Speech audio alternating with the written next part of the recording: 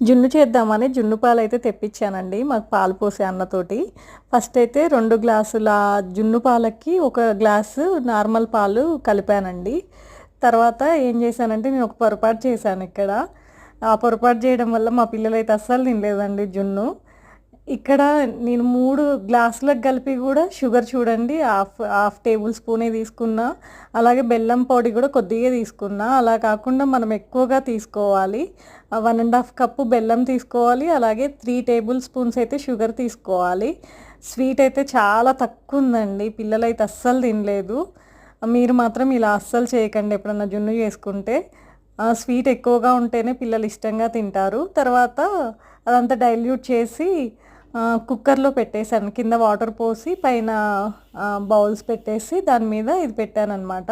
3 whistles వచ్చిందానికి ఉంచాను. తర్వాత అయితే జున్ను అయితే మంచిగానే వచ్చిందండి, గడ్డలు గడ్డలుగా.